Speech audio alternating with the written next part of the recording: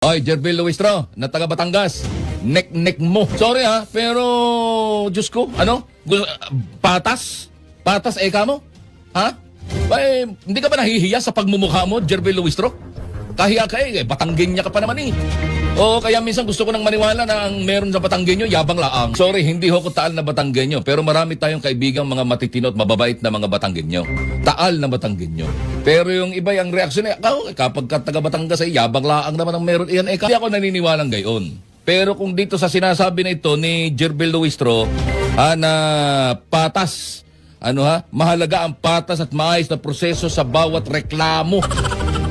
Ma'am Jerbil, una, hindi nyo nga tinanggap yun hong impeachment complaint ni na Mike Defensor, hindi ba ga? Bakit?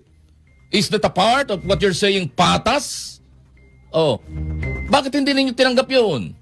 At ang tinanggap lang ninyo ay di yung mga reklamong walang laman, mga reklamong basura.